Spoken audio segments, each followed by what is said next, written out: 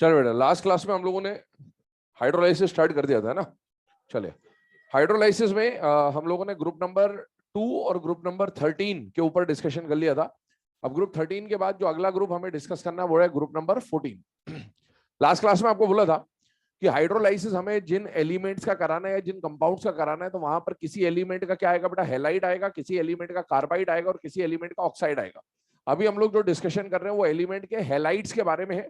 Oxide और carbide का जो केस है वो उसके बाद हम लोग देखेंगे। सबसे पहले ग्रुप 14 की बात कर रहे हैं, तो ग्रुप 14 में जो पहला कंपाउंड हमें पढ़ना है वो है CCl4 और इसका हाइड्रोलाइसिस देखना बेटा। अब जब आप CCl4 का हाइड्रोलाइसिस कराने जाएंगे तो कल भी आपको बोला था कि बेटे यहाँ पर आपको सबसे पहले चार्ज को डिटरमाइन करना है। जैसे कार्बन पे +4 है और क्लोरीन पे क्या है बेटा, -1। वाटर को अगर आप ब्रेक करें H+ और OH- में, तो बेटा ये H+ किस पे अटैक करेगा, Cl पर, बनाएगा HCl, और OH किस पे अटैक करेगा, कार्बन पे। लेकिन हम SN2 मैकेनिज्म की बात कर रहे हैं।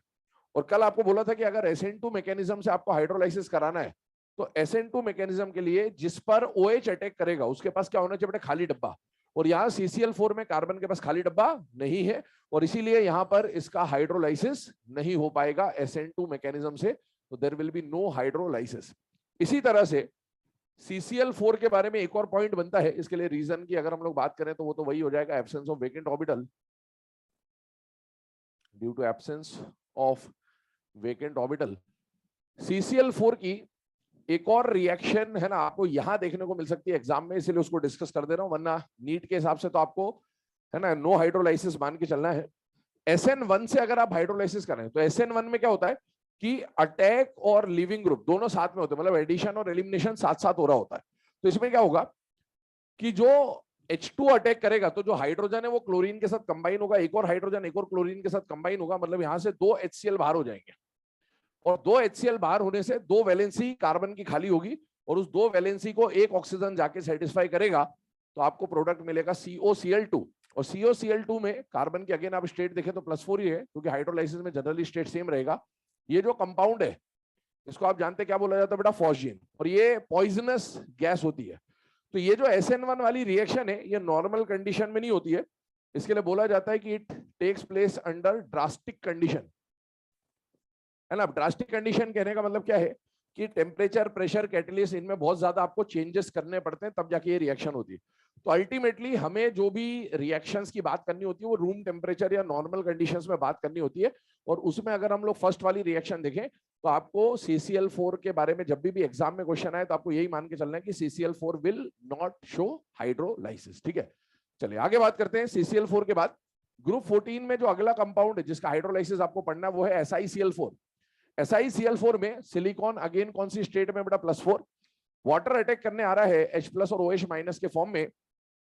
OH- अटैक करेगा सिलिकॉन पे, तो सिलिकॉन का +4 वाला हाइड्रोक्साइड आपको बना देना और वो +4 वाला हाइड्रोक्साइड क्या बन जाएगा बेटा, SiOH4। और सिमिलरली जो H+ है वो Cl पे अटैक करेगा तो आपको व्हाइट फ्यूम्स मिल जाएंगे। कई बार ऐसा हो सकता है, ध्यान से देखना, SiOH4 आपको ऐसा भी दिया जा सकता है प्रोडक्ट में, और कई बार ये H2SiO3 के फॉर्म में भी दे देगा आपको। H2SiO3 क्यों दे देगा, क्योंकि इसका जो ऑक्सी एसिड होता है, एक्चुअल में ये जो SiOH4 बना इसमें से एक वाटर निकलेगा, और एक वाटर निकलेगा तो आपको क्या मिलेगा बेटा, H2SiO3। ये कार्बन फैमिली का पार्ट है, तो कार्बन का अगर ऑक्सी एसिड आप बनाओ तो H2CO3 टाइप का बनता है।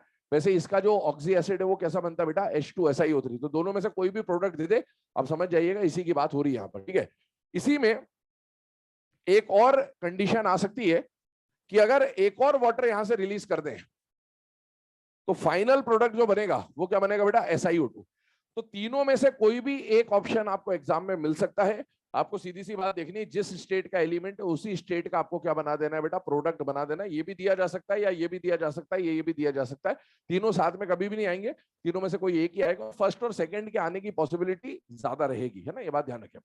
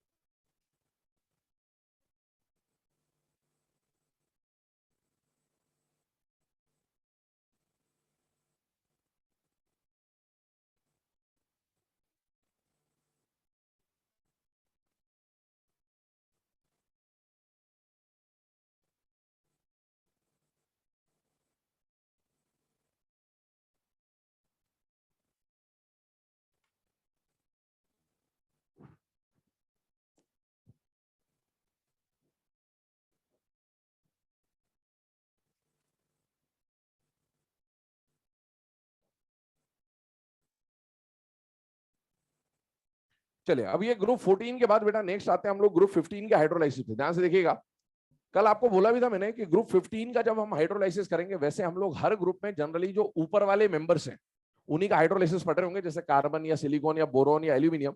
लेकिन ये इकलौता ऐसा ग्रुप है जहां पर आपको ग्रुप के हर मेंबर का हाइड्रोलाइसिस पढ़ना है, पहली बात।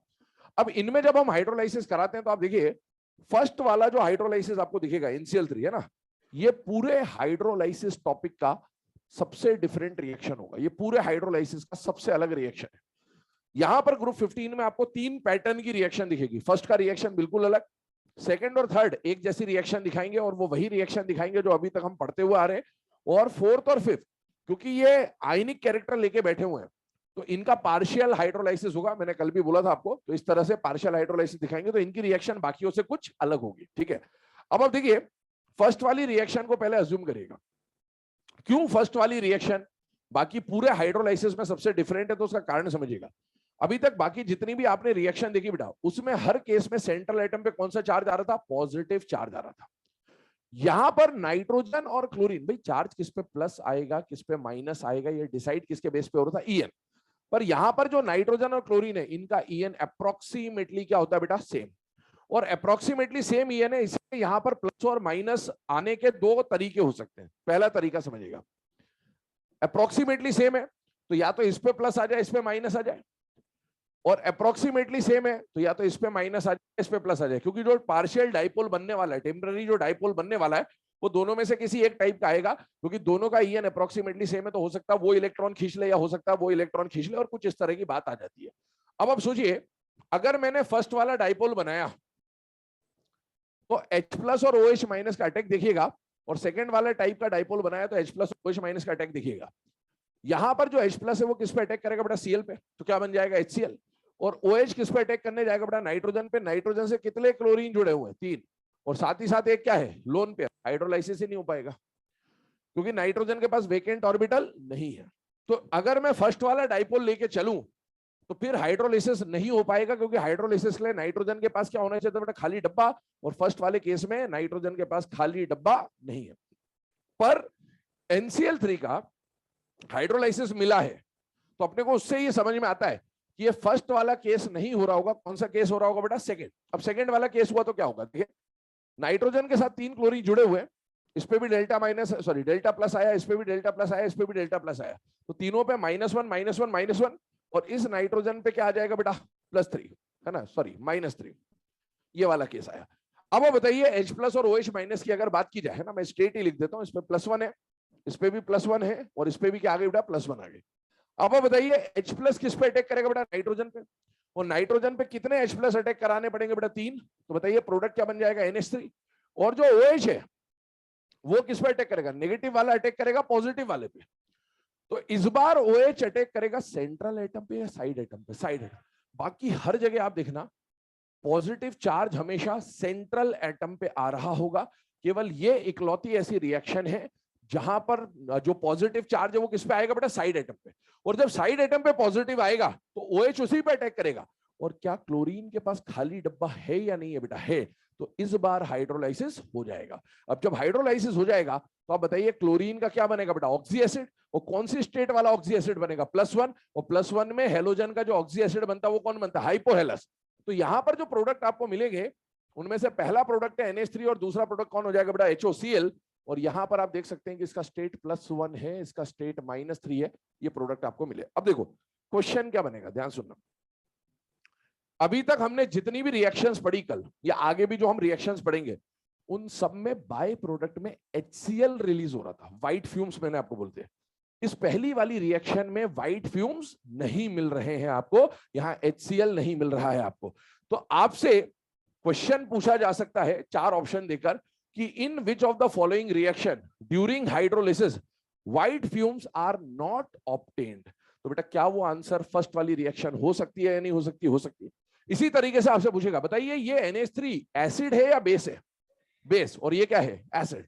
तो आपसे बोल सकता है, क्योंकि बाकी रिएक्शन जब हम करेंगे तो जनरली एसिड एसिड मिलेंगे आपको, तो ऐसा कौन सा रिएक्शन है जिसमें on hydrolysis the product obtained are acid as well as base? तो क्या उसका ऑप्शन फर्स्ट हो सकता है या नहीं हो सकता? बेटा हो सकता है। तो इस तरह के क्वेश्चन फ्रेम होंगे। ठीक है, आगे बढ़ते हैं।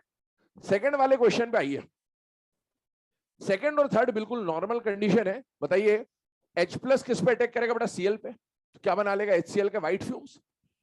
और OH किस पे अटैक करेगा बेटा? फास्फोरस पे। क्या फास्फोरस के पास खाली डब्बा होगा या नहीं होगा बेटा? होगा। तो फास्फोरस का क्या बनेगा? OH मतलब हाइड्रोक्साइड। फास्फोरस नॉन मेटल है, नॉन मेटल का हाइड्रोक्साइड मतलब ऑक्सी एसिड। कौन से स्टेट वाला? +3 वाला। कल बटन बताया था, POH थ्राइस नहीं लिखना है, +3 वाला ऑक्सी एसिड का फॉर्मूला याद होना चाहिए।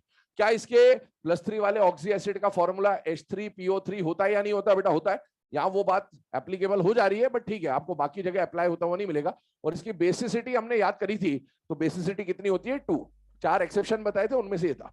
आगे बात कर रहे हैं AsCl3।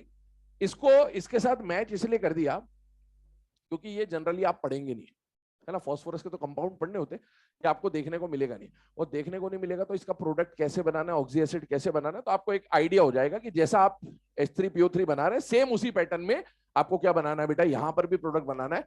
और इसका प्रोडक्ट क्या आ जाएगा? H3ASO3 और साथ में क्या मिल जाएगा बेटा? HCl। दोनों बिल्कुल सेम रिएक्शन चलती है। यहां पर भी स्टेट आ जाएगा बेटा +3, और इसकी बेसिसिटी होगी 3। ध्यान से देखना, ऊपर वाले की बेसिसिटी 2 है और इसकी बेसिसिटी 3 है, क्योंकि उन 4 एक्सेप्शन के अलावा बाकी कोई भी ऑक्सी एसिड आ जाए, जितने हाइड्रोजन उतनी बेसिसिटी होगी। ये उस पैटर्न पे सॉल्व हो रहा है। अब आ जाते हैं SbCl3 और BiCl3 पे। अब ये आयनिक कैरेक्टर दिखा रहे हैं, तो आयनिक कैरेक्टर की वजह से इनका पार्शियल हाइड्रोलाइसिस होगा बेटा, और पार्शियल हाइड्रोलाइसिस होगा मतलब इनमें कुछ डिफरेंट प्रोडक्ट मिलेंगे। पहली बात, ऊपर आपको क्या मिल रहा है? Oxy acid. क्या मिल रहा है? ऑक्सी। इसमें मिलेगा ऑक्सी क्लोराइड। क्या मिलेगा? समझना कारण। पहले मैं प्रोडक्ट लिख देता हूं। इसका प्रोडक्ट बनेगा बेटा SbOCl, और इसका आ जाएगा बेटा BiOCl। ये SbOCl को ऐसे तोड़ा जाएगा और BiOCl को भी इसी तरीके से तोड़ा जाएगा। ये इनको तोड़ने का तरीका है। एंटीमनी और बिस्मथ पे अभी भी स्टेट जो है वो +3 ही स्टेट है, ठीक है, ये ध्यान रखिएगा। +3, इस पे -2 है, तो +3 और -2 मिलके क्या बना लेगा बेटा? +1 बना लेगा, ठीक है। ये ऊपर वाला जो कंपाउंड है इसको बोलते हैं एंटीमनियल क्लोराइड, और इसको बोलते हैं बेटा बिस्मथिल क्लोराइड। बिस्मथिल क्लोराइड। इनमें से ये जो नीचे वाला कंपाउंड है, इसके बारे में आपको यहां के पेपरों में क्वेश्चन मिल जाएगा कि ये एक पीपीटी के फॉर्म में मिलता है। और वो कौन सा पीपीटी मिलता है बेटा? पर्ल व्हाइट पीपीटी मिलता है। कैसा पीपीटी मिलता है? Pearl white. तो कभी आ जाए कि भाई किसका पर्ल व्हाइट पीपीटी होता है, तो बिस्मथ का पर्ल व्हाइट पीपीटी आपको मिलता है। साथ में यहां पर बाय प्रोडक्ट में HCl निकलेगा। साथ में यहां बाय प्रोडक्ट में HCl निकलेगा। अब इसके कारण को समझने की कोशिश करेंगे। इधर देखो ध्यान से। SbCl3 लिया आपने, इसका हाइड्रोलाइसिस कराया। हाइड्रोलाइसिस कराया तो इस पे आ रहा है बेटा +3, इस पे आ रहा है -1। इसको तोड़िए H+ और OH-। ये H+ किस पे गया बेटा? Cl पे। क्या निकाल दिया? HCl। और OH गया Sb पे, तो क्या बन गया बेटा? SbOH थ्राइस, ठीक है। ये SbOH थ्राइस मिल गया। अब ये जो SbOH थ्राइस है, इसको थोड़ा ध्यान से देखें। क्या ये SbOH थ्राइस एसिडिक होगा या बेसिक होगा? बेसिक। मेटल का हाइड्रोक्साइड बेटा, बेसिक होगा। और सामने जो HCl बन रहा है वो क्या है? एसिड। तो इनमें भी रिएक्शन होने की पॉसिबिलिटी बन रही है। अब यहां से क्या होता है? एक वाटर निकलेगा। जैसे ही एक वाटर निकला, ये इस तरह का कंपाउंड आपको बनता हुआ दिखेगा। ये बॉन्ड इसके साथ जुड़ गया तो SbOOH आ गया। ये जो SbOOH आ गया, ये फिर वो बचा हुआ जो HCl था ना, उससे रिएक्ट करता है। और रिएक्ट करेगा तो ये H2O बाहर, और ये Cl यहां पर आएगा। तो आपका प्रोडक्ट क्या बन जाएगा? SbOCl। और इसी तरह से आपका प्रोडक्ट क्या बनेगा बेटा? BiOCl। तो ये प्रोडक्ट का मैकेनिज्म पूरा आपको बता दिया मैंने, बट अल्टीमेटली आपको रिएक्शन याद ही रखनी है कि इन दोनों में आपको क्या मिलता है बेटा? ऑक्सी एसिड नहीं मिलेगा, इसमें आपको ऑक्सी क्लोराइड या एंटीमोनियल या बिस्मथिल क्लोराइड बनता हुआ दिखेगा, ठीक है। ये बात ध्यान रखें। और इनमें से फर्स्ट और सेकंड रिएक्शन जरूर याद रखें, बाकी एनसीईआरटी में नहीं है, पढ़ा दिया गया है। क्योंकि आज से बहुत साल पहले, है ना, वंस अपॉन अ टाइम जो एनसीईआरटी हुआ करती थी उसमें ये सारी थी, बट वो वंस अपॉन अ टाइम वाली एनसीईआरटी अब नहीं मिलती मार्केट में। तो ये क्वेश्चन अभी भी चल रहे हैं मार्केट में, और इसीलिए ये करवा दिया कि बाद में मेरा दिमाग खराब करोगे, इसलिए तुमको बता दिया, वरना आपको फर्स्ट और सेकंड याद होनी चाहिए। ये बात ध्यान रखिएगा, ठीक है।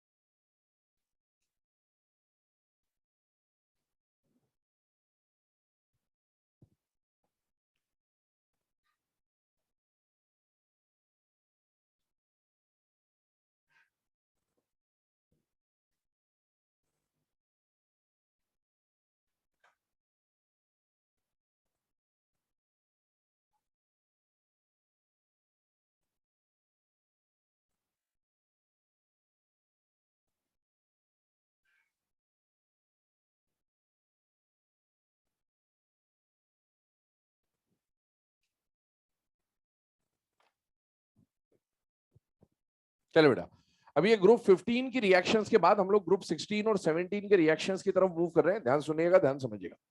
सबसे पहले ग्रुप 16 में आपको केवल एक ही कंपाउंड का हाइड्रोलाइसिस समझना है, और वो कौन है बेटा? SF6, सल्फर का हैलाइड ले रहे हो आप। SF6 के हाइड्रोलाइसिस में आपके सामने लिखा है कि नो हाइड्रोलाइसिस। उसका रीजन क्या है वो देखते हैं। पहले इसके मैकेनिज्म को समझते क्या हो रहा है भाई। जब अगर आप SF6 ले रहे हो तो बेटा सल्फर पे +6 होगा और फ्लोरीन पे क्या होगा? -1। और आप हाइड्रोलाइसिस करा रहे हो, मतलब H+ और OH- को तोड़कर इसके ऊपर अटैक कराना है। जब आप OH का अटैक कराओगे तो OH किस पे अटैक करेगा बेटा? सल्फर पे, और सल्फर के पास खाली डब्बा है, ठीक है। और इसी तरीके से H का अटैक किस पे होगा बेटा? फ्लोरीन पे। तो यहां पर HF और सल्फर का +6 का ऑक्सी एसिड मिलना चाहिए था। लेकिन अब बताइए, अभी हम लोग कौन सा मैकेनिज्म लेके चल रहे हैं? SN2। सल्फर ने कितने बॉन्ड बना रखे हैं? 6। इसके पास खाली डब्बा है, नो डाउट। अभी इसका कोऑर्डिनेशन नंबर 6 है।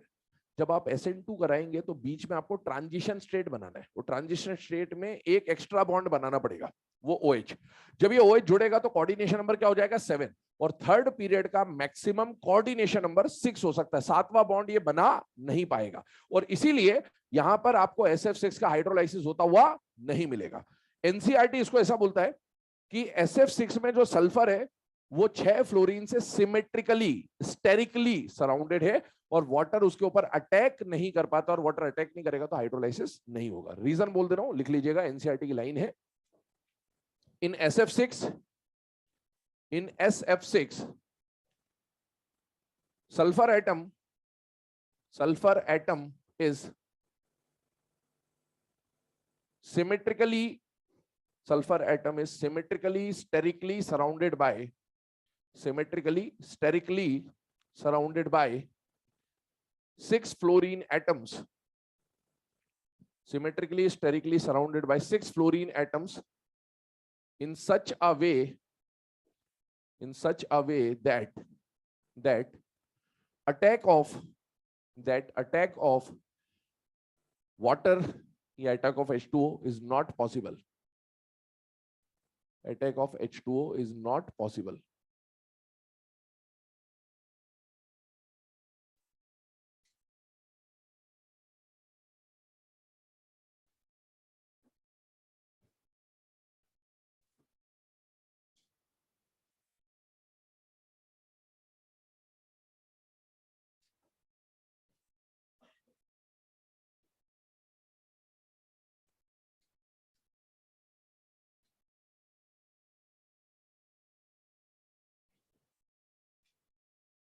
चलिए नेक्स्ट पॉइंट के ऊपर बात कर रहे हैं।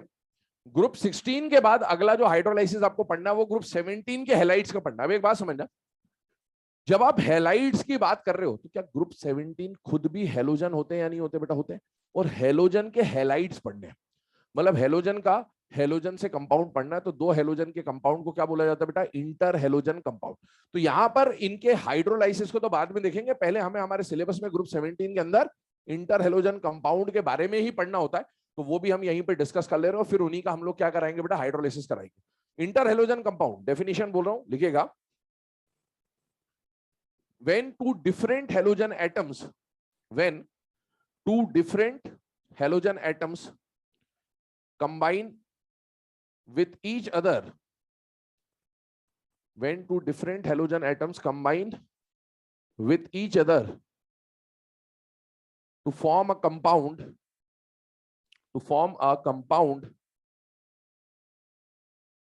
then such compounds are called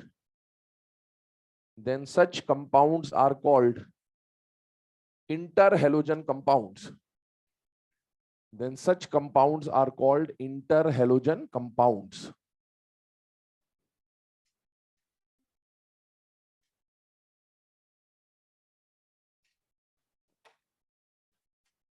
चलो बेटा यहां पर फोकस करेंगे। सबसे पहले इंटरहेलोजन कंपाउंड की डेफिनेशन आपको लिखा दी कि जब दो डिफरेंट हेलोजन आपस में जुड़कर कोई कंपाउंड बनाते हैं तो उसको क्या बोलेंगे बेटा? इंटरहेलोजन कंपाउंड। अब सुनिएगा, हेलोजन को जनरली किससे रिप्रेजेंट करते हैं बेटा? एक्स से, है ना। तो आपके सामने दो हेलोजन होंगे, दोनों डिफरेंट होंगे, तो एक को हमने एक्स बोल दिया और एक को हमने क्या बोल दिया बेटा? X dash. कई जगह पर ये आपको एक्स और वाई के फॉर्म में दे सकता है, कई जगह पर ए और बी के फॉर्म में दे सकता है, तो रिप्रेजेंटेशन चेंज हो सकता है, लेकिन कॉन्सेप्ट ये है। दो हेलोजन जो है उनमें से अगर एक्स और एक्स डैश की बात करें तो किसी एक हेलोजन को आपको क्या मानना पड़ेगा बेटा? Central atom. और किसी एक हेलोजन को आपको क्या मानना पड़ेगा बेटा, साइड एटम। तो किस हेलोजन को सेंट्रल मानना है और किस हेलोजन को साइड एटम मानना है, वो कैसे पता चलेगा? देखिए, जो हेलोजन बड़े साइज का होगा उसको आप क्या मानेंगे बेटा, सेंट्रल एटम। क्यों मानेंगे? क्योंकि स्टेरिक हिंड्रेंस के हिसाब से सोचिए, अगर सेंट्रल एटम बड़ा होगा तो स्टेरिक हिंड्रेंस कम होगा, और आप सेंट्रल एटम छोटा रख दो और साइड एटम बड़े रख दो तो वो तो एग्जिस्ट ही नहीं कर पाएगा। इसलिए सेंट्रल हेलोजन या सेंट्रल एटम उस हेलोजन को मानेंगे दो में से जिसका साइज ज्यादा होगा, और इसी तरीके से जिसका साइज कम होगा या छोटे साइज का होगा बेटा, उसको आप क्या मानेंगे, साइड एटम। अच्छा, साइज और ईएन के बेसिस पे बात कर लें, क्योंकि हमें स्टेट भी लगाना होगा, +1 +3 +5 +7, तो साइज और ईएन इनवर्सली प्रोपोर्शनल होते हैं। जिसका साइज ज्यादा होगा उसका ईएन कम होगा, तो सेंट्रल एटम पे कौन सा चार्ज आएगा, पॉजिटिव, और साइड एटम का ईएन ज्यादा होगा तो साइड एटम पे कौन सा चार्ज आएगा, नेगेटिव। अब सुनिए, चार तरह के इंटरहेलोजन कंपाउंड बनेंगे। याद करिए, कोवेलेंसी जब हम लोगों ने पढ़ा था तो हेलोजन की कोवेलेंसी 1, 3, 5 और 7 हुआ करती थी। ग्राउंड स्टेट में इसकी कोवेलेंसी 1, फिर 3, फिर 5, फिर 7। जब कोवेलेंसी 1 होगी तो एक साइड एटम जुड़ेगा, 3 होगी तो 3, 5 होगी तो 5 और 7 होगी तो 7। अब सुने, इनमें से सेंट्रल एटम और साइड एटम में से साइड का ईएन ज्यादा है तो इस पे आएगा -1, इस पे आएगा +1। 3 है हाई ईएन वाले, -1 -1 -1, तो इस पे क्या आएगा बेटा, +3। -1 वाले 5 तो इस पे +5, और इसी तरह से इस पे क्या आएगा बेटा, +7। अब आगे देखिए, इसके एग्जांपल्स के बारे में बात करें। एनसीईआरटी में बेटा एक टेबल दे रखा है, और उस टेबल के अंदर इंटरहेलोजन कंपाउंड के एग्जांपल्स आपको दे रखे हैं कि कौन कौन से इंटरहेलोजन कंपाउंड एग्जिस्ट करते हैं और कौन कौन से इंटरहेलोजन कंपाउंड एग्जिस्ट नहीं करेंगे। बाय चांस कभी ये क्वेश्चन आता है तो ध्यान सुने। पहला वाला कंपाउंड देखिए, मैंने आपको क्या बोला, सेंट्रल एटम उस आयोडीन, उस हेलोजन को आपको मानना है जिसका साइज क्या होगा, ज्यादा। अच्छा, फ्लोरीन, क्लोरीन, ब्रोमीन, आयोडीन, तो आयोडीन सबसे बड़ा है, तो अब आप पहले उसको इमेजिन कर लीजिए। अब आयोडीन से साइड एटम जो एक्स डैश है वो कौन होना चाहिए, बड़ा होना चाहिए, छोटा होना चाहिए, छोटा। अब आयोडीन से छोटा क्या फ्लोरीन है या नहीं बेटा, है। इसी तरह से आयोडीन से छोटा क्लोरीन भी है, और आयोडीन से छोटा ब्रोमीन भी है। ये तीन इसके एक्स एक्स डैश टाइप के इंटरहेलोजन कंपाउंड बनेंगे। आयोडीन की बारी खत्म हो गई, अब इससे थोड़े छोटे पे जाइए, कौन है, ब्रोमीन।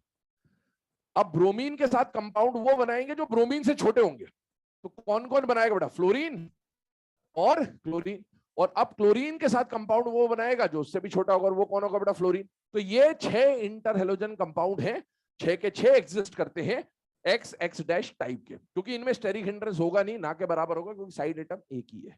अब साइड एटम 3 आएंगे, 5 आएंगे, 7 आएंगे तो स्टेरिक हिंड्रेंस चालू होगा। इन्हीं का 3 टाइप का मैं कंपाउंड बना देता हूं। तो इनका 3 टाइप का जो कंपाउंड बनना चाहिए वो ये बनने चाहिए बेटा, IF3, ICl3, IBr3। यहां बनना चाहिए बेटा BrF3, यहां पर बनना चाहिए बेटा BrCl3, और यहां पर क्या बनना चाहिए बेटा, ClF3। ध्यान सुनेगा, इनमें से मैं आपको बोल रहा हूं 2 कंपाउंड एग्जिस्ट नहीं करते हैं ड्यू टू स्टेरिक हिंड्रेंस। अब आप खुद इमेजिन करिए, ये एग्जिस्ट करेगा नहीं करेगा, करेगा। ये तो कल ही पड़ा था, ये नहीं करेगा। तो आपको खुद जज करना आना चाहिए कि कौन एग्जिस्ट नहीं करेगा, क्योंकि इसमें स्टेरिक हिंड्रेंस कम है, इसमें थोड़ी ज्यादा, इसमें तीनों में सबसे ज्यादा। अच्छा, इसके बाद आइए BrF3 और BrCl3 में क्या समझ में आता है किसमें स्टेरिक हिंड्रेंस ज्यादा लगेगा, BrCl3। ये एग्जिस्ट नहीं करेगा। ClF3 तो आप पढ़ते हैं, टी शेप, तो ये तो एग्जिस्ट करेगा, इतना कॉमन सेंस होना चाहिए अपने पास। ठीक है, आगे बढ़ते हैं। यहां पर एक्स एक्स डैश 5, क्या साइड एटम और बढ़ गए बेटे, यस।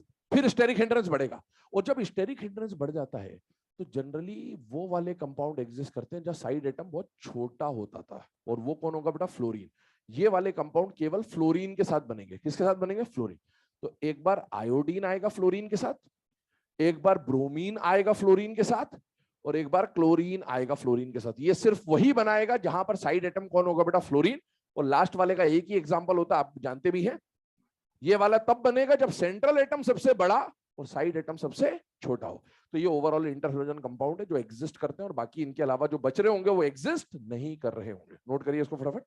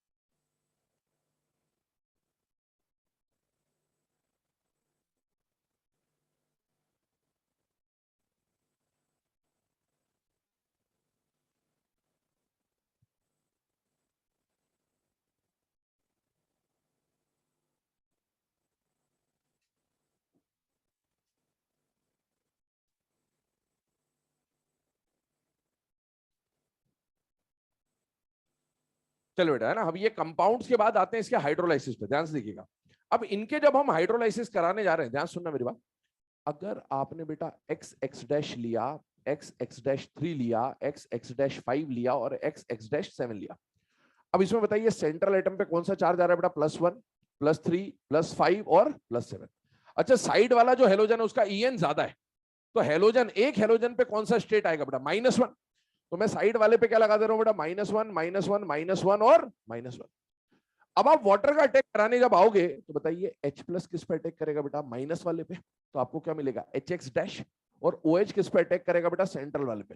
क्योंकि सेंट्रल एटम हर जगह या तो क्लोरीन होगा या ब्रोमीन होगा या आयोडीन होगा, फ्लोरीन सेंट्रल एटम नहीं होगा। तो क्लोरीन, ब्रोमीन और आयोडीन के पास वेकेंट ऑर्बिटल होते हैं, मतलब हाइड्रोलाइसिस तो हो जाएगा, इतनी बात समझ में आती है। अब आप बताइए, जब OH अटैक करेगा हेलोजन पे तो कौन से स्टेट का ऑक्सी एसिड मिलेगा? +1। यहां पर अटैक करेगा +3, यहां पर +5, यहां पर। अच्छा, हेलोजन के 4 ऑक्सी एसिड पढ़े थे अपन ने, HOX, HXO2, HXO3 और HXO4। ये कौन से स्टेट का होता है? +1, ये +5 और ये। तो अब आपको समझ में आना चाहिए कहां पर कौन सा प्रोडक्ट मिलने वाला है। एक्स पर OH अटैक करेगा, OH माइनस है, पॉजिटिव वाले पे अटैक करेगा, +1 वाला ऑक्सी एसिड बनाएगा, +1 वाला ऑक्सी एसिड बनेगा HOX। यहां पर OH अटैक करेगा +3 वाले पे, तो +3 वाला ऑक्सी एसिड बनेगा HXO2, यहां पर बनेगा HXO3 और यहां पर बनेगा HXO4। और इनमें अगर आप स्टेट देखें तो यहां पर हेलोजन +1 स्टेट का है, +3 स्टेट का है, +5 स्टेट का है और +7 स्टेट का है। इस वाले ऑक्सी एसिड को बोला जाता है हाइपो हेलस एसिड। दूसरे वाले को बोला जाता है बेटा हेलस एसिड। तीसरे वाले को बोला जाता है बेटा हेलिक एसिड। और चौथे वाले को हम पढ़ चुके हैं, क्या बोलते हैं बेटा? पर हेलिक एसिड। क्या पर हेलिक एसिड एक ट्रू पर ऑक्सी एसिड होता है क्या? नहीं। आगे बात कर रहे हैं, जो H+ बचेगा वो X डैश पे अटैक करेगा और बना लेगा HX डैश। यहां पर भी मिलेगा HX डैश, यहां पर भी मिलेगा HX डैश और यहां पर भी मिलेगा HX डैश। ये प्रोडक्ट्स आ जाएंगे और इन्हीं को हम एग्जांपल के फॉर्म में लिख रहे हैं। तो आप देखिए, ये XX डैश है, X डैश 3 है, X डैश 5 है, X डैश 7 है, तो सेम टाइप के प्रोडक्ट बना दे रहे हैं। +1 वाला ऑक्सी एसिड मतलब HOCl, साथ में मिलेगा HF। +3 वाला क्लोरीन का ऑक्सी एसिड मतलब HClO2, साथ में HF। यहां पर देखिए तो +5 वाला आयोडीन का ऑक्सी एसिड बनाना है, इस बार सेंट्रल एटम चेंज कर दिया हमने, तो HiO3, साथ में मिलेगा HF। और यहां पर +7 वाला आयोडीन का ऑक्सी एसिड बनाना है, तो HiO4 + HF आपको प्रोडक्ट में मिल जाएगा। तो जिस स्टेट का एटम है उसी स्टेट के करस्पॉन्डिंग ऑक्सी एसिड्स के फॉर्मूले आपको आने चाहिए ताकि आप प्रोडक्ट्स बना सकें।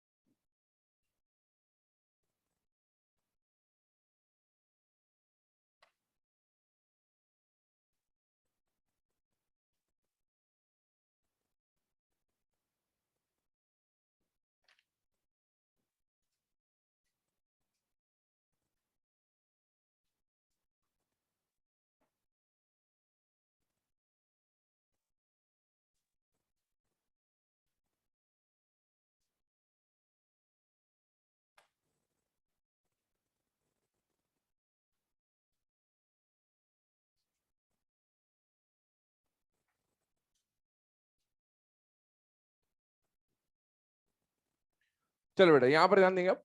ग्रुप 17 के बाद अगला जो लास्ट वाला पार्ट आ रहा है हेलाइड्स में, वो आ रहा है बेटा ग्रुप 18 के हेलाइड्स। ध्यान सुनिएगा, ध्यान समझिएगा। ग्रुप 18 के हेलाइड्स की अगर बात की जाए तो ग्रुप 18 के हेलाइड्स में आपको जेनॉन के कंपाउंड्स पढ़ने होते हैं सिलेबस में, और आप जानते हैं वैसे भी इनर्ट गैसेस में जेनॉन ही है मेनली जो कंपाउंड का फॉर्मेशन करता है। वैसे आपको बताया था क्रिप्टॉन और रेडॉन के भी डाइफ्लोराइड मिलते हैं, रेडियो ट्रेसर टेक्निक वेक्निक की बात की थी मैंने। बट अभी हमें जो पढ़ना है वो फिलहाल में किसका पढ़ना है बेटा, जेनॉन के फ्लोराइड्स का। ध्यान सुनना, ध्यान समझना। इन रिएक्शंस में प्रोडक्ट आपको याद रखने हैं। इन रिएक्शंस में प्रोडक्ट आपको याद रखने हैं। क्यों? क्योंकि जेनॉन में जब आप अटैक कराओगे तो जेनॉन का हाइड्रोक्साइड बनना चाहिए था, तो जेनॉन के जनरली हाइड्रोक्साइड नेचर में मिलते नहीं है, स्टेबल नहीं होते, और इसीलिए वो हाइड्रोक्साइड क्या हो जाएगा, डिकम्पोज हो जाएगा। और इसीलिए देखो कारण भी बता देता हूं, समझ लेना इसको। मान लीजिए आप फर्स्ट वाली रिएक्शन करवा रहे हैं, सुने, फर्स्ट वाली रिएक्शन करा रहे हैं, ठीक है। तो फर्स्ट वाली रिएक्शन में कायदे से क्या होना चाहिए बेटा, इस पे +2 इस पे -1 है, तो वाटर को जब आप तोड़ोगे तो कैसे अटैक करेगा, H+ और OH-। तो ये H+ इस पे अटैक करेगा, OH- इस पे अटैक करेगा। जब OH- इस पे अटैक करेगा तो जेनॉन का क्या बनेगा, हाइड्रोक्साइड, और साथ में क्या मिलेगा आपको, HF। जब जेनॉन का हाइड्रोक्साइड और HF मिलेगा तो HF तो आपको मिलेगा, कोई दिक्कत नहीं, इन सारी रिएक्शन में HF मिलने वाला है। जो जेनॉन का हाइड्रोक्साइड है ये ऐसे लिखा जाएगा, और इसमें से एक वाटर बाहर हो जाएगा। तो वाटर जो बाहर हुआ उसको हम प्रोडक्ट में नहीं लिखेंगे। क्यों नहीं लिखेंगे? क्योंकि हम हाइड्रोलाइसिस में रिएक्टेंट में वाटर लेके चल रहे हैं, तो वाटर वापस आ गया। और जैसे ही H2O निकला तो यहां पर क्या बन जाएगा बेटा, एक्सिओ। ध्यान सुनना, एक्सिओ। पर एक्सिओ नेचर में एग्जिस्ट नहीं करता, ठीक। इसी तरीके से अभी जेनॉन आप देखो, XeF2 में जेनॉन कौन सी स्टेट का बेटा, +2। यहां पर कौन सी स्टेट का, +4। यहां पर कौन सी स्टेट का, +6। तो आप देखिए पहले वाले रिएक्शन से जो ऑक्साइड मिलेगा वो कौन से स्टेट का ऑक्साइड मिलेगा, +2 वाला। दूसरी वाली रिएक्शन में जब आप ये सब करेंगे तो आपको XeO2 टाइप का ऑक्साइड मिलना चाहिए था। मतलब कौन सी स्टेट का ऑक्साइड मिलना चाहिए था बेटा, +4। और तीसरी वाली रिएक्शन में आपको XeO3 मतलब +6 वाला ऑक्साइड मिलना चाहिए था। फर्स्ट और सेकंड वाले ऑक्साइड नेचर में नहीं मिलते हैं, जबकि ये मिलता है। अब थर्ड वाली रिएक्शन में आप देखोगे XeO3 बनेगा, पर फर्स्ट और सेकंड में ये दोनों बनने चाहिए थे, बट ये एग्जिस्ट नहीं करते। क्यों एग्जिस्ट नहीं करते? कहानी वही है पाई बॉन्ड वाली। जैसा हमने हेलोजन के ऑक्सी एसिड्स पढ़े थे तो उसमें मैंने बोला था HbRO2 और HiO2 नेचर में नहीं मिलता है due to weak pi bond. वही कहानी है इधर देखो, जेनॉन और ऑक्सीजन का जो सिग्मा बॉन्ड है वो तो एग्जिस्ट कर जाएगा, सिग्मा बॉन्ड तो एग्जिस्ट कर जाएगा, ठीक है। लेकिन पाई बॉन्ड जो बनेगा क्या वो 5-2 शेल नंबर का बनेगा या नहीं बनेगा? बनेगा। यहां पर भी 5-2 शेल नंबर का बनेगा, नहीं बनेगा, तो एग्जिस्ट नहीं करेगा। पर यहां पर भी तो सर 5-2 बन रहा है, बिल्कुल बन रहा है। याद करिए, क्या यहां पर स्टेट +2 +4 +6 स्टेट बढ़ती जा रही है? यस। स्टेट बढ़ने से साइज कॉन्ट्रैक्ट होगा, साइज कॉन्ट्रैक्ट होगा तो इंटरन्यूक्लियर डिस्टेंस कम होगा, तो बॉन्ड कंपैरेटिवली स्ट्रांग होता जाएगा, और आपको XeO3 क्या मिलेगा बेटा, एग्जिस्ट करता हुआ मिल जाएगा। तो ये दोनों एग्जिस्ट नहीं करेंगे। अब ध्यान सुनना, जब ये और ये एग्जिस्ट नहीं करेंगे ये टूट जाएगा, और टूटेगा तो क्या क्या देगा, जेनॉन और ऑक्सीजन। तो जेनॉन का ऑक्साइड मिलना चाहिए था, बट वो ऑक्साइड स्टेबल नहीं है, टूट जाएगा। टूट जाएगा तो क्या क्या देगा, नेटिव एलिमेंट दे देगा, जेनॉन और ऑक्सीजन देगा। तो इसीलिए इन सारी रिएक्शंस में बहुत कुछ करना है आपको। अगर मैकेनिज्म पे जाओगे तो बहुत सारी अलग अलग बातें याद रखनी होंगी, इससे अच्छा है प्रोडक्ट याद कर लो, सीधी सी बात है। अब प्रोडक्ट क्या बनेंगे वो समझिएगा। इसमें बस आपको एक काम की बात बताई गई है कि आपसे पूछे कि क्या जेनॉन का मोनोऑक्साइड या जेनॉन का डाइऑक्साइड एग्जिस्ट करता है या नहीं करता, तो नहीं करता, ये जरूर पता होना चाहिए, ठीक है ना। अब देखिए प्रोडक्ट कैसे याद करने हैं उसके ऊपर बात कर रहा हूं। सबसे पहले एग्जाम में XeF2 XeF4 XeF6 आया, आपने इसको लाइन से अरेंज करना है पहले तो 2 4 और 6। मैं अगर बोलूं कि शुरू की 2 रिएक्शन, तो बेटा इन दोनों की बात हो रही है, और बाद की 2 रिएक्शन मतलब इन दोनों की बात हो रही है ना। 3 रिएक्शन है, शुरू की 2 इनको बोलूंगा और बाद की 2 इनको बोलूंगा। शुरू की 2 रिएक्शन में आपको जेनॉन मिलेगा। कौन मिलेगा? जेनॉन। और बाद की 2 रिएक्शन में आपको XeO3 मिलेगा। बाद की 2 रिएक्शन मतलब ये हो रही है। शुरू की 2 रिएक्शन में कौन मिलेगा? जेनॉन। और बाद की 2 रिएक्शन में कौन मिलेगा? XeO3। जिन जिन रिएक्शन में जेनॉन मिला है वहां O2 भी मिलेगा, क्योंकि इसका वो जो XeO बन रहा था वो टूटा है, इसका जो XeO2 बन रहा था वो टूटा है, इस तरह की बात चल रही है ना।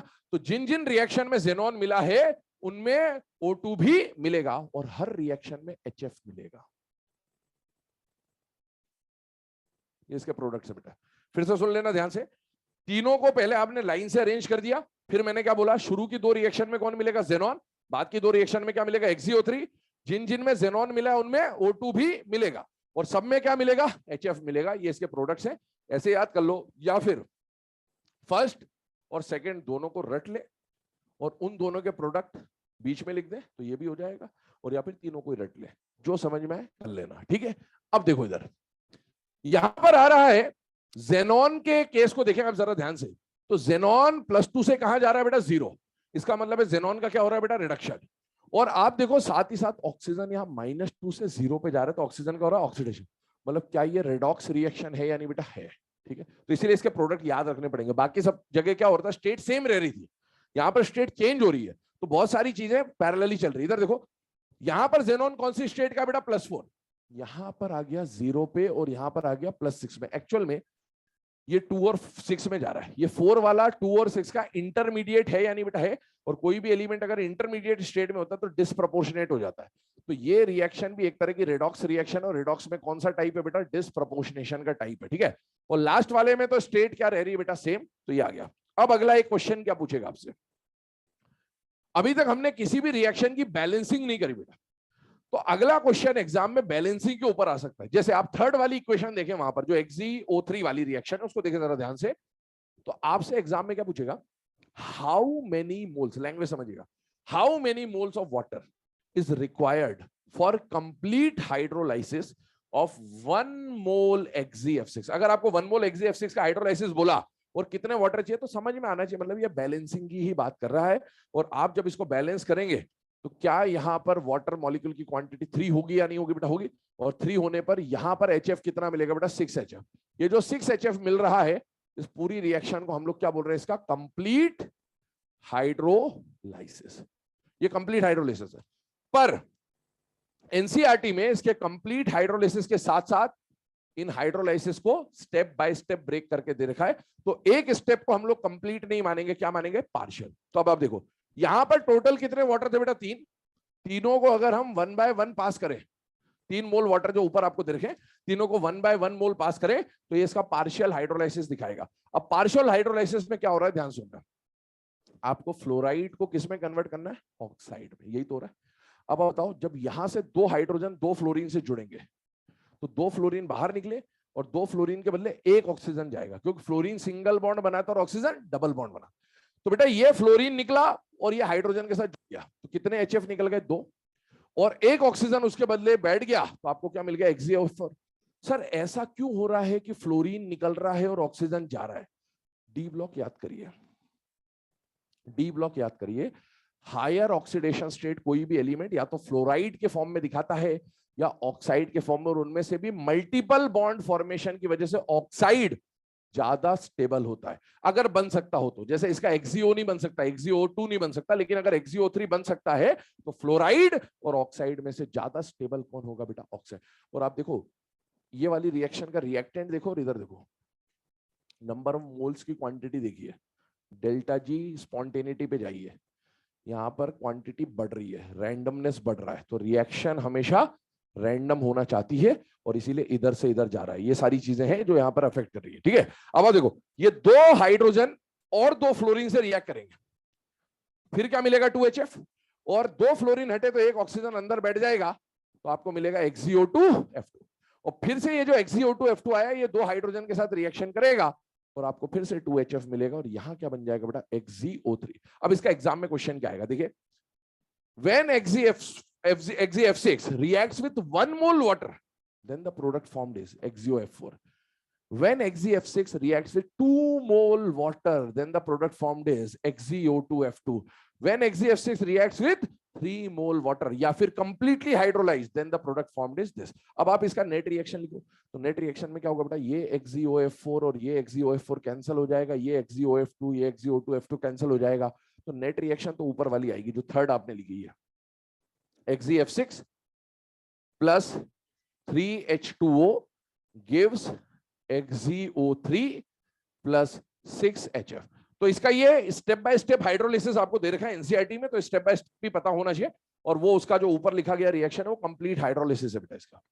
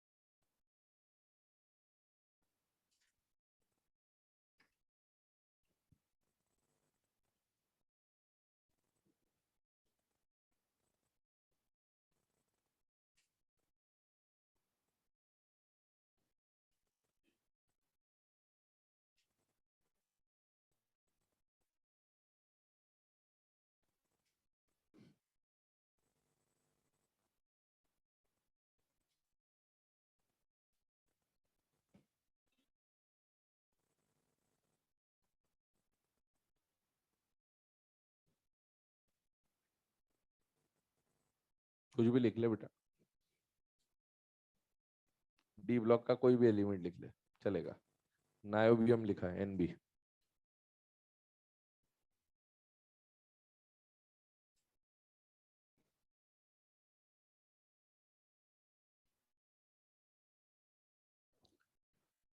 चले बेटा, है ना, यहाँ पर ध्यान देना।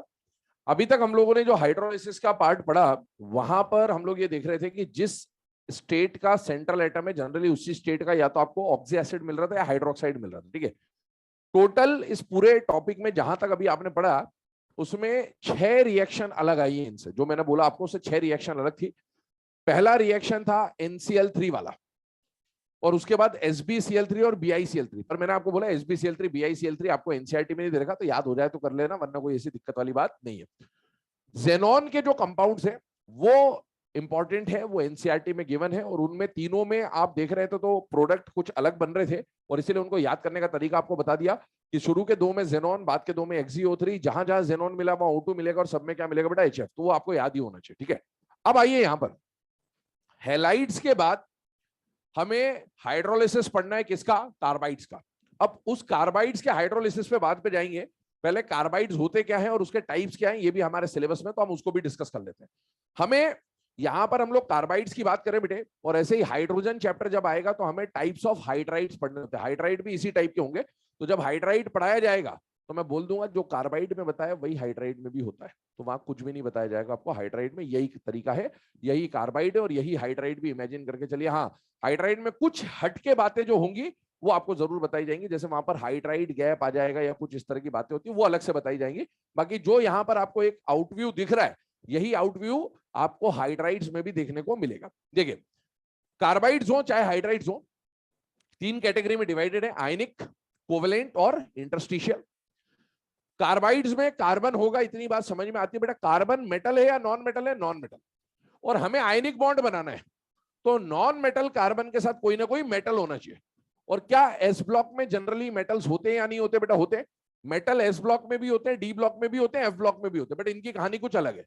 तो जनरली जो एस ब्लॉक के कार्बाइड्स होंगे वो कैसे मिलेंगे, आयनिक जनरली। अब एस ब्लॉक कहने का सेंस क्या है, मेटल का कार्बन से जो बॉन्ड बनेगा वो जनरली क्या बनेगा बेटा, आयनिक। तो आप देखो, क्या बेरिलियम या मैग्नीशियम या कैल्शियम, ये सारे एस ब्लॉक के एलिमेंट्स हैं या नहीं बेटा, है। तो इनका कार्बन के साथ जो कार्बाइड बन रहा है वो कैसा बनेगा, आयनिक। लेकिन आप यहां पर देखें तो यहां पर कौन है बेटा, एल्यूमिनियम, और एल्यूमिनियम कौन से ब्लॉक का है, पी ब्लॉक, लेकिन है तो मेटल। तो मेटल का कार्बन से जो बॉन्ड बनेगा वो मेटल नॉन मेटल की वजह से जनरली क्या बनेगा बेटा, आयनिक। ठीक है, आगे सुनिए।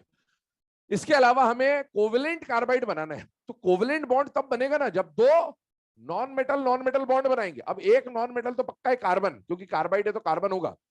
दूसरा भी क्या चाहिए बेटा, नॉन मेटल। और नॉन मेटल कौन से ब्लॉक में मिलते हैं, एक ही तो ब्लॉक होता है, पी ब्लॉक।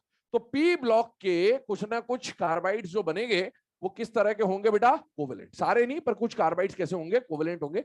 जिनमें से एग्जांपल याद करिए, हम लोगों ने मेल्टिंग पॉइंट में पढ़ा था डायमंड, नॉर्बाइड, कार्बोरेंडम, सिलिका, इस तरह की बात करी थी। ये जो नॉर्बाइड और कार्बोरेंडम है ये कार्बाइड्स हैं, और पी ब्लॉक के कार्बाइड्स हैं, और ये कोवेलेंट होते हैं, और इनका नेटवर्क सॉलिड होने की वजह से मेल्टिंग पॉइंट क्या होता है बेटा, बहुत ज्यादा। ठीक है, आगे बढ़ते हैं। इंटरस्टिशियल, एस ब्लॉक हो गया, पी ब्लॉक हो गया, डी और एफ ब्लॉक के भी एलिमेंट मेटल है, तो मेटल का कार्बाइड कैसा बनना चाहिए था, आयनिक। लेकिन डी एंड एफ ब्लॉक की एक प्रॉपर्टी होती है कि they generally form interstitial compound.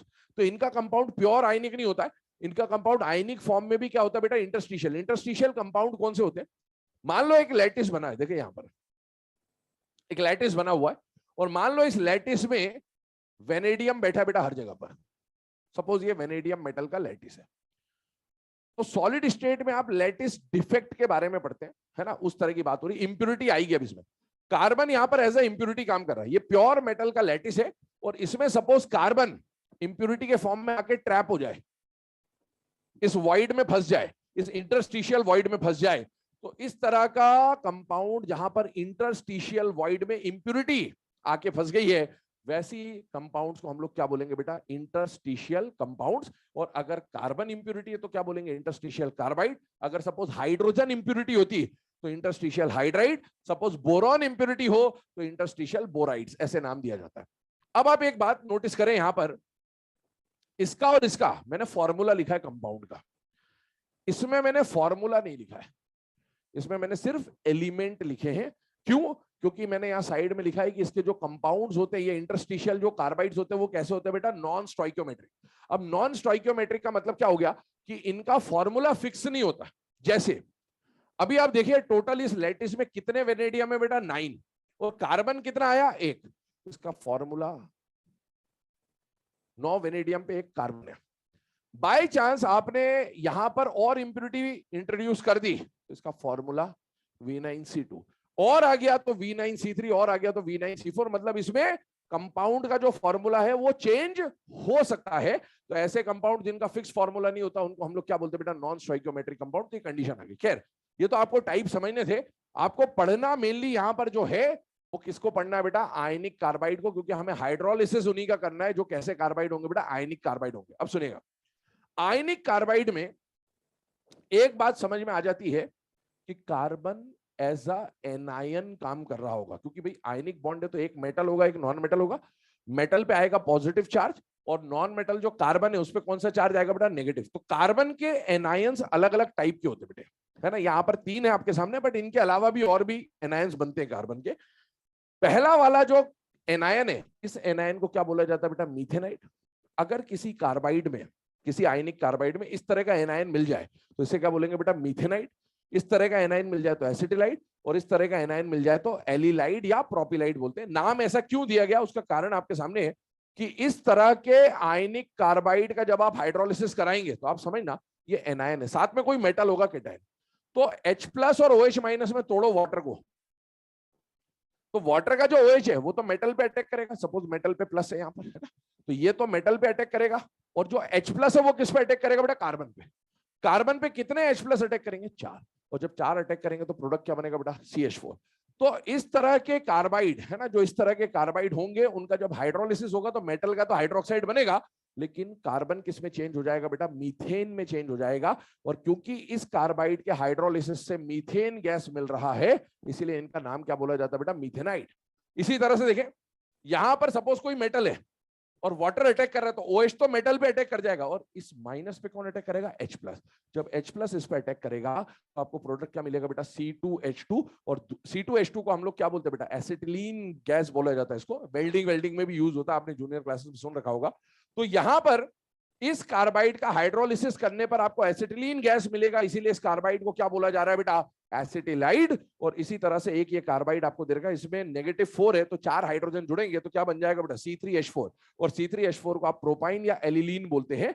तो इस तरह के कार्बाइड का हाइड्रोलिसिस करने पर आपको प्रोपाइन मिल रहा होगा, इसीलिए इसे क्या बोला जाता है बेटा? प्रोपिलाइड बोला जाता है या एलिलाइड बोला जाता है। अब क्वेश्चन ये उठता है, जैसे इन एग्जांपल्स को देखिए जरा ध्यान से, B2C Mg2C3 CaC2 Al4C3, बहुत ध्यान सुन रहे हैं। हेडिंग देख लीजिए क्या लिखा है? Reaction of nitrite, Sierra nitrite, phosphide and carbides with water, water के साथ रिएक्शन। अब आपको एग्जाम में ये रिएक्शन लिखी हुई दिख गई, क्या वाटर देखते ही दिमाग में हाइड्रोलिसिस आ जाना चाहिए बेटा? यस, पहली बात तो ये। मैंने आपको बोला था हम हमारे सिलेबस में हाइड्रोलिसिस जनरली हैलाइड्स का पढ़ेंगे। आप इन रिएक्शंस को देखिए, क्या इनमें से कहीं पर आपको हैलाइड दिख रहा है क्या? तो नहीं, मतलब ये हैलाइड वाला पार्टी। फिर मैंने बोला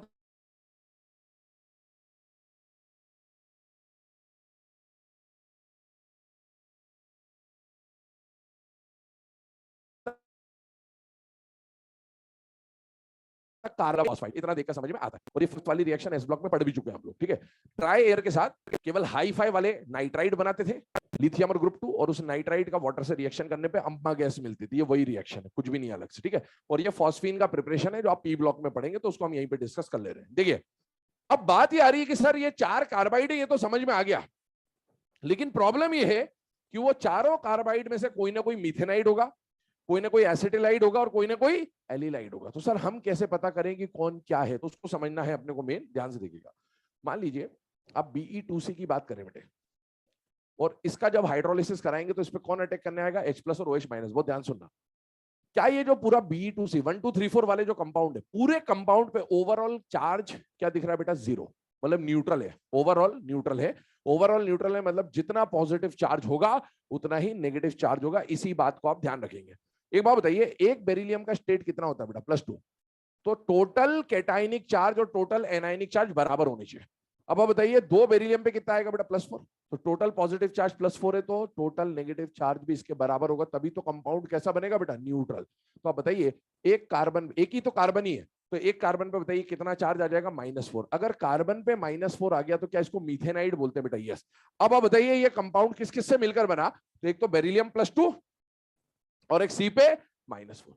तो जब वाटर अटैक करेगा तो इस पे कौन जाएगा बेटा, H+ और इस पे कौन जाएगा बेटा, OH-। तो आप बताइए बेरिलियम का हाइड्रोक्साइड बनेगा, कौन से स्टेट का हाइड्रोक्साइड बनेगा, +2। तो बेरिलियम तो मेटल है बेटा, तो मेटल का हाइड्रोक्साइड तो हाइड्रोक्साइड ही होता है, ऑक्सी एसिड वाला फॉर्मूला बनेगा ही नहीं यहाँ पर, तो आप सीधे से +2 वाला हाइड्रोक्साइड बना दें और इस पे स्टेट क्या आ गया बेटा, +2। यहां पर भी बेरिलियम का इंडिविजुअल स्टेट क्या है बेटा, +2। और साथ ही साथ CH4 गैस मिल जाएगी, मतलब मीथेन गैस आपको रिलीज होते हुए मिल रही है, मतलब ये कौन सा कार्बाइड है बेटा, मीथेनाइड। आगे बढ़िए सेकंड वाले केस पे, इधर देखो एक मैग्नीशियम का चार्ज कितना है बेटा, +2। इमेजिन करिएगा, है ना, बार बार ब्रेक करिए। एक मैग्नीशियम पे +2 तो 2 मैग्नीशियम पे +4, तो इसके प्लस को बैलेंस करने के लिए C3 पे टोटल -4। क्या C3-4 नाम का कोई एनायन यहां पर लिखा गया है बेटा, यस। मतलब वो वाला जो पार्ट है वो कौन है बेटा, प्रोपिलाइड है। तो जब आप हाइड्रोलिसिस करोगे तो आपको कौन सा गैस मिलेगा बेटा, प्रोपाइन गैस मिलेगा, मतलब यहां से मिलेगा C3H4 और साथ में जो OH है वो मैग्नीशियम पे अटैक करेगा तो आपको मिल जाएगा मैग्नीशियम के +2 स्टेट का हाइड्रोक्साइड। आगे देखिए यहां पर देखो थर्ड वाले केस पे कैल्शियम पे +2 है, एक ही कैल्शियम है तो टोटल चार्ज है +2, उसको बैलेंस करने के लिए पूरे C2 पे कितना आएगा बेटा, -2। क्या पूरे C2 पे -2 नाम का कोई एनायन है या नहीं बेटा, है। और आप जब इस पे रिएक्शन करवाएंगे तो H अटैक करेगा इस पे, तो H अटैक करेगा तो C2H2 मिल जाएगा जिसको आप एसिटिलीन गैस बोलते हैं, और कैल्शियम का क्या बन जाएगा बेटा, +2 स्टेट वाला हाइड्रोक्साइड बन जाएगा, तो ये रिएक्शन आ जाएगी। फोर्थ वाला केस देखिए, एक एल्यूमिनियम पे +3 है तो 4 एल्यूमिनियम पे +12 है, ध्यान से देखना +12 है। तो इस +12 को बैलेंस करने के लिए 3 कार्बन पे टोटल कितना आएगा बेटा, -12। इधर देखो 3 कार्बन वाला एनायन है तो सही, पर उस कार्बन पे कितना चार्ज होना चाहिए था, -4। यहां पर 3 कार्बन पे कितना आ रहा, -12। C3-12 नाम का एनायन इनमें से कोई भी नहीं है, तो आप उसको सिंप्लीफाई करोगे, 3 कार्बन पे -12 है तो एक कार्बन पे कितना आएगा, -4। क्या एक कार्बन पे -4 नाम का कोई एनायन है बेटा, यस। मतलब ये कौन है बेटा, मीथेनाइड है बेटे।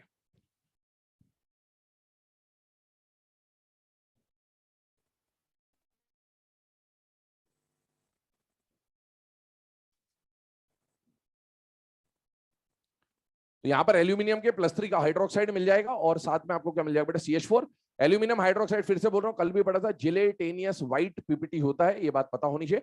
फिफ्थ और सिक्स वाली रिएक्शन देखिए जरा। तो बेटा वाटर आता है तो आपको मैंने बोला था आयंस में ब्रेक करना है, नाइट्राइट है, कार्बाइड। बेटा एक मैग्नीशियम का स्टेट +2 होता है और एक नाइट्रोजन का स्टेट -3 होता है। इसी तरह से एक कैल्शियम +2 होता है और एक फॉस्फाइड -3 होता है।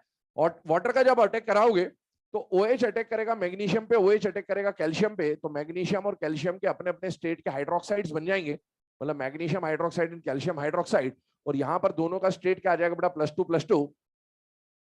और एट लास्ट जो H+ होगा वो अटैक करेगा नाइट्रोजन -3 पे और H+ अटैक करेगा फॉस्फोरस -3 पे, मतलब 3-3 हाइड्रोजन जुड़ जाएंगे दोनों से। तो यहां पर मिलेगा NH3 जो कि अम्मा गैस है, और यहां पर मिलेगा बेटा PH3 जो कि फॉस्फीन गैस हमें पढ़नी होती है। और ये मेथड ऑफ प्रिपरेशन है बेटा फॉस्फीन का, तो इस रिएक्शन के नीचे लिख दे रहा हूं MOP ऑफ PH3।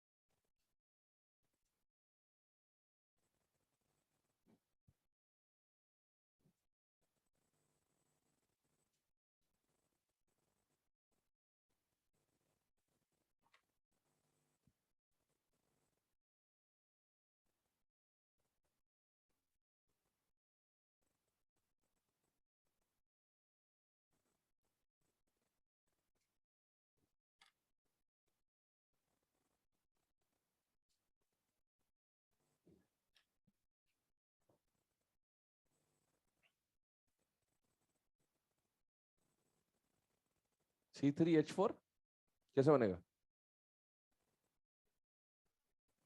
हाँ वैसे बना लेना। तू क्या, तूने वही बात है ना, जो बटन नहीं दबानी थी वो दबा रखी है ना। तूने क्या सोच रखा है, एक कार्बन दिखे तो मीथेन बना देना है, दो कार्बन दिखे तो एसिटिलीन बना देना, और तीन कार्बन दिखे तो, ये तूने अपना तरीका बना रखा है। ये बटन नहीं दबानी है, ठीक है। ऑनलाइन में सब नहीं बताएंगे, ठीक है। नहीं कुछ नहीं, काय को बंद करें, क्यों बैठे हो इस बेच में, खत्म बात, शाबाश।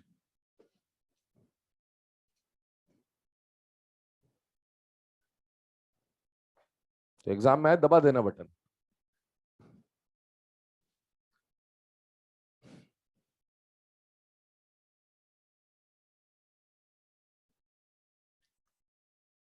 करवाओ बंद।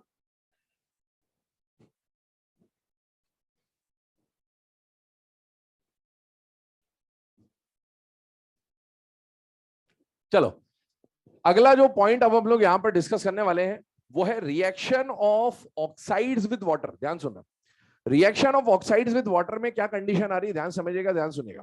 सबसे पहली बात, ये जो फर्स्ट रिएक्शन आपके सामने लिखी हुई है, ये ऑलरेडी हम लोग एस ब्लॉक में पढ़ चुके हैं बेटे।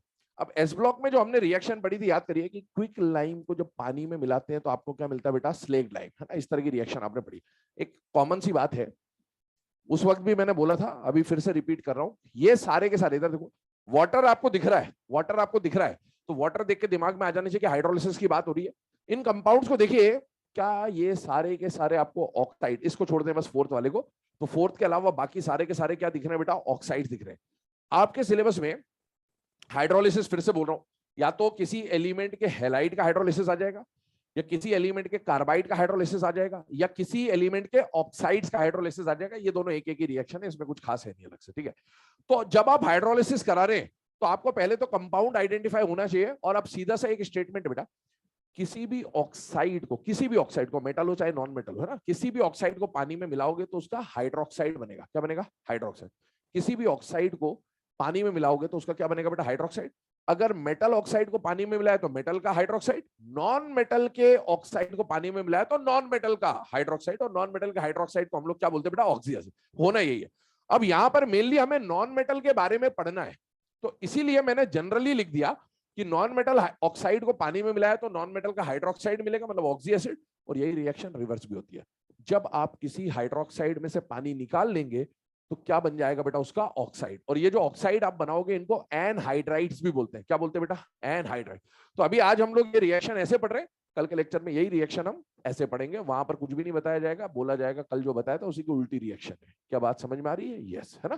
तो आप ऑक्साइड को पानी में मिलाओ तो हाइड्रोक्साइड बनेगा, और हाइड्रोक्साइड से पानी निकाल दो तो क्या बन जाएगा बेटा, ऑक्साइड बन जाएगा। कॉमन सी रिएक्शन। अब सुनिए ध्यान से, खास बात यहां पर यह है कि जिस स्टेट का एलिमेंट है उसी स्टेट के हाइड्रोक्साइड से ऑक्सी एसिड आपको बनाते चलना। पूरे हाइड्रोलिसिस का यही पॉइंट है कि इसी के बेसिस पे चलेगा। कुछ रिएक्शंस हैं जिनमें स्टेट चेंज हो रही है, वो आपको याद रखना, बाकी जनरल एक कॉमन कॉन्सेप्ट। अब देखो, पहला वाला रिएक्शन अपन ने देख लिया, ये ऑलरेडी एस ब्लॉक में पढ़ चुके हैं, बाकी सबको देखिए मैंने स्टेट ऑलरेडी लिख दी है ताकि थोड़ा सा टाइम सेव हो जाए।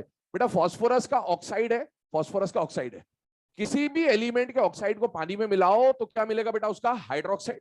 अच्छा फॉस्फोरस मेटल है या नॉन मेटल है, नॉन मेटल, तो इसका ऑक्सी एसिड बनेगा। कौन से स्टेट का, +3। हेलोजन, सॉरी, फॉस्फोरस का +3 में क्या बनता है, इक बनता है या अस बनता है, अस। और अस वाले का फॉर्मूला क्या है, H3PO3। मैं आपको पहले भी बोल चुका, पेरेंट एसिड याद ही होने चाहिए, क्योंकि बिना पेरेंट एसिड के आप ना तो ऑक्सी एसिड में आगे उसके डेरिवेटिव्स बना सकते थे और ना बाकी जगह आप काम कर पाएंगे। यहां पर फॉस्फोरस कौन सी स्टेट का बेटा, +5, तो +5 का इसका ऑक्सी एसिड कौन होता है, इक एसिड। और इक एसिड का फॉर्मूला आपको याद होना चाहिए, क्या होता है बेटा, H3PO4। एग्जाम में हो सकता है ये P4O6 P4O10 इसका स्ट्रक्चर बनवाया था आपको, ब्रिज वाला, कुछ याद आ रहा होता तो इसके बदले इसका मोनोमर दे सकता है P2O3, इसके बदले इसका मोनोमर दे सकता है P2O5। आपको कुछ नहीं होना, आपको तो स्टेट निकालनी है, स्टेट तो यही आएगी। स्टेट वाला कोई भी ऑक्साइड है, जिस स्टेट का ऑक्साइड है उसी स्टेट का ऑक्सी एसिड बना दीजिएगा। आगे आइए, फोर्थ वाली रिएक्शन देखना जरा ध्यान से। फोर्थ वाले में हमने हैलाइड लिया है, कॉन्सेप्ट वही है जो पढ़ते हुए आ रहे हैं। H+ अटैक करेगा Cl पे, OH अटैक करेगा फास्फोरस पे। जब OH अटैक करेगा फास्फोरस पे तो फास्फोरस कौन सा वाला ऑक्सी एसिड बनाएगा? +5 वाला। और +5 वाला ऑक्सी एसिड कौन बनता है बेटा? H3PO4। तो फाइनल प्रोडक्ट तो आपका H3PO4 ही बनना है, लेकिन एक्चुअल में ये रिएक्शन 2 स्टेप में होती है।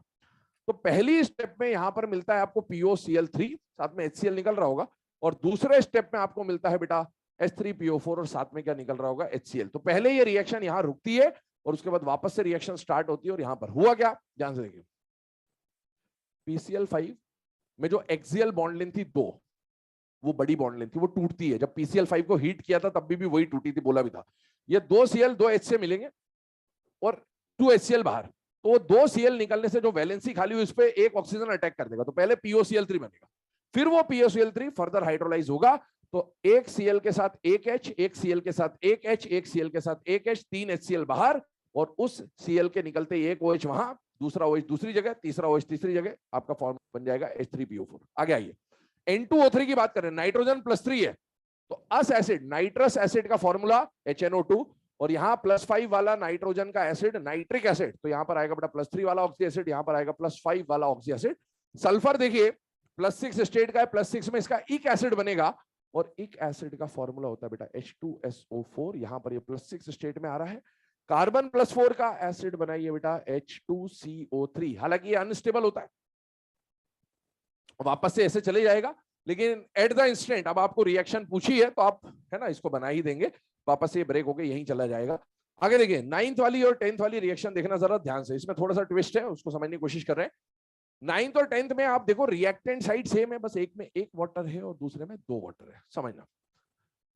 जब आप +4 वाले का हाइड्रोलाइसिस कराएंगे तो जिस स्टेट का ऑक्साइड, उसी स्टेट का क्या बनाना है बेटा? Oxy acid. तो बताइए ऑक्सी एसिड क्या बनेगा? H2SO3। यहां पर सल्फर +4 वाली स्टेट में दिख रहा है आपको।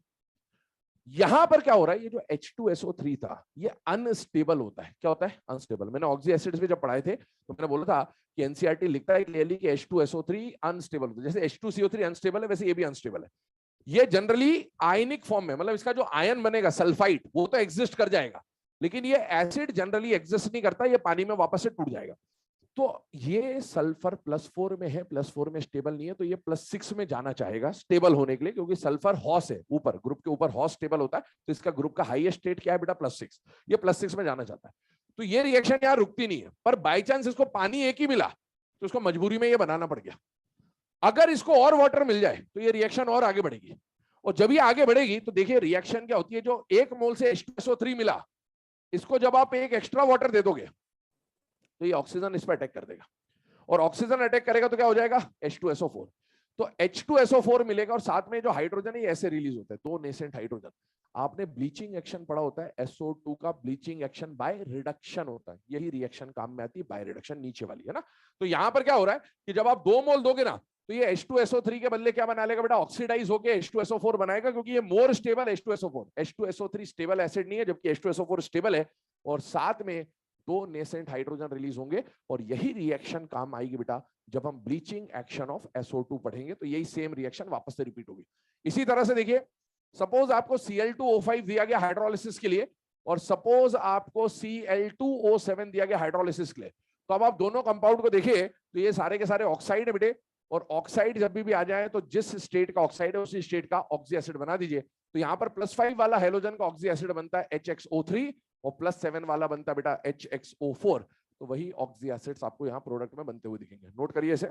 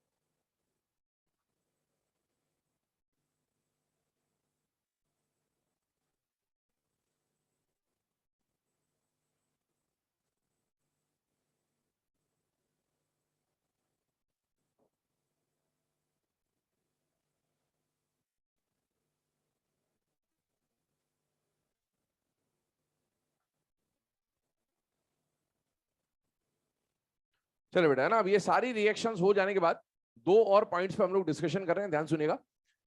हमने हैलाइड्स का हाइड्रोलिसिस पढ़ा था बेटा, तो उन हैलाइड्स के हाइड्रोलिसिस से रिलेटेड एक पॉइंट यहां पर डिस्कस कर रहे हैं, ध्यान सुनिएगा। BF3 और SiF4, है ना। इसका मेंशन वैसे एनसीईआरटी में कहीं नहीं है, यहाँ के पेपर में मिल जाएगा, इसलिए बता दे रहा हूँ। नोट बना के कहीं पे भी लिख लेना, मार्जिन में लिख लेना। चाहो तो वहां जहाँ हेलोजन वाले पढ़े थे ग्रुप 2, 3, है ना, 13, 14, वहां लिख लो। चाहे यहाँ लिखना है तो यहाँ भी लिख लो, है तो हाइड्रोलिसिस का ही पार्ट, बट हैलाइड्स वाला है तो आप चाहे तो वहां मेंशन कर सकते हैं। लिख लेना नोट बना के। BF3 and SiF4, BF3 and SiF4 show partial hydrolysis. BF3 and SiF4 show partial hydrolysis. BF3 and SiF4 show partial hydrolysis. कभी डायरेक्ट क्वेश्चन आ जाए कि भाई कौन पार्शियल हाइड्रोलिसिस दिखाता, तो आपको पता होना चाहिए कि BF3 और SiF4 क्या दिखाते हैं बेटा, पार्शियल हाइड्रोलिसिस दिखाते। क्यों दिखाते, कारण समझिएगा। हमने BCl3 का हाइड्रोलिसिस पढ़ा था और हमने एक SiCl4 का हाइड्रोलिसिस पढ़ा, है ना। BCl3 कल हमने पढ़ा था, तो इसके हाइड्रोलिसिस में हमने देखा था कि बोरॉन पे +3 था, Cl पे -, था, सिलिकॉन पे +4 था, Cl पे -1 था, OH इस पे अटैक कर रहा था तो H3BO3 बना था, OH इस पे अटैक कर रहा था, तो इसके 3 प्रोडक्ट लिखवाए थे मैंने, SiOH4, H2, SiO3 वगैरह वगैरह, वो बन गए। साथ में क्या मिलेगा, HCl, साथ में क्या मिलेगा, HCl। इसका हाइड्रोलिसिस जो होता है वो कंप्लीट हाइड्रोलिसिस होता है। अब हम इनके क्लोराइड के बदले इनके फ्लोराइड ले रहे हैं बेटा, ध्यान से देखना, इनके फ्लोराइड ले रहे हैं यहाँ पर। अब क्या प्रॉब्लम होने वाली वो समझिएगा।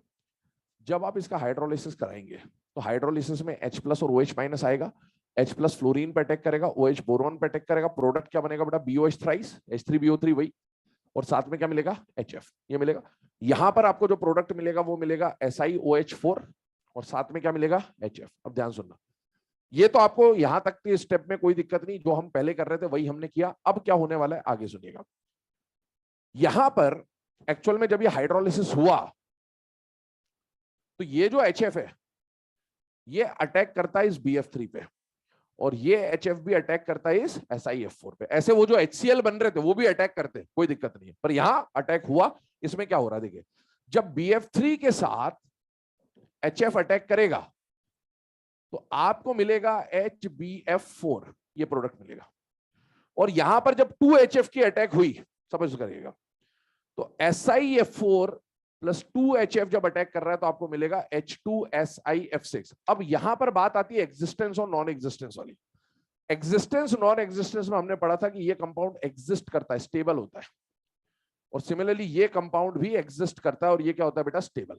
तो होगा क्या कि आपने बहुत सारा BF3 लिया एक्सेस में, उसमें से 1 मोल का हाइड्रोलिसिस हुआ, या आप मान ले 2 मोल का हाइड्रोलिसिस हुआ, या 3 मोल का हाइड्रोलिसिस हुआ, ये बना। ये जो HF था, बचा हुआ प्रोडक्ट बन रहा था, ये वापस से जो बचे हुए मोल BF3 के थे उस पर अटैक कर देगा, और अटैक कर देगा तो ये बना लेगा, और ये कंपाउंड स्टेबल है। तो स्टेबल होने की वजह से ये वाले जो BF3 थे ये इसमें कन्वर्ट नहीं हुए, इसमें कन्वर्ट हुए, मतलब 2 पैरेलल रिएक्शन चल रही है। कुछ BF3 ये बना रहे हैं और कुछ BF3 ये बना रहे हैं, कुछ SiF4 ये बना रहे हैं, कुछ SiF4 ये बना रहे हैं। तो क्या सारे के सारे SiF4 या सारे के सारे BF3 इसमें कन्वर्ट हो रहे क्या, नहीं। और क्योंकि सारे कन्वर्ट नहीं हो रहे, इसलिए हम बोलेंगे कि ये कंप्लीट हाइड्रोलिसिस है या पार्शियल हाइड्रोलिसिस है बेटा, पार्शियल हाइड्रोलिसिस है ना। तो आपको ये खैर मैकेनिज्म से कोई मतलब नहीं है, बस आपको इतना पता होना चाहिए कि BF3 और SiF4 कभी आ जाए तो क्या ये कंप्लीट हाइड्रोलिसिस दिखाएंगे या पार्शियल हाइड्रोलिसिस दिखाएंगे, तो ये पार्शियल हाइड्रोलिसिस दिखाते हैं। बस इतना पॉइंट अपने काम का है, ठीक है। तो ये ध्यान रखें। वैसे फिर से बोल दे रहा हूँ, ये एनसीईआरटी में ये है ना, इस तरह से हाइड्रोलिसिस के नाम पे इनका कोई मेंशन नहीं है, तो एग्जाम में आने की पॉसिबिलिटी भी रेयर है, लेकिन हाँ ठीक है, फिर भी आप ध्यान रखें, क्योंकि एग्जिस्टेंस नॉन एग्जिस्टेंस में ये कंपाउंड आप पढ़ते हैं, तो उस बेसिस पे बाई चांस कभी ये क्वेश्चन बन जाए तो आपको आइडिया होना चाहिए कि इनका पार्शियल हाइड्रोलिसिस होता है, ठीक। अभी ये यहां तक जो भी हमने डिस्कशन किया, ये सारे हैलाइड्स, कार्बाइड्स और ऑक्साइड्स के, है ना, हाइड्रोलिसिस हमने देख लिए। बाकी इसके आगे का डिस्कशन हम कल से स्टार्ट करेंगे, 6-5 क्योंकि हो ही रही है। तो कल हम लोग क्या पढ़ेंगे, सुनना मेरी बात, ये जो रिएक्शन अभी मैं आपको पहले ही बोल चुका हूं, इधर जो जारी है ये सारी रिएक्शन हम लोग क्या पढ़ेंगे बेटा, रिवर्स। और इसके अलावा कुछ ऑक्सी एसिड्स जो कि कैरोज और मार्शल एसिड थे, परऑक्सी वाले, उनका भी हमें क्या कराना है बेटा, हाइड्रोलिसिस कराना है। तो मैं आपको पहले भी एस ब्लॉक में एक बात बोल चुका हूं कि किसी भी परऑक्सी कंपाउंड का जब आप वाटर से रिएक्शन कराएंगे तो आपको H2O2 मिलेगा ही मिलेगा। वो पॉइंट कल वापस से रिपीट हो रहा होगा, तो यहां तक नोट कर लें, बाकी डिस्कशन कल करेंगे बेटा।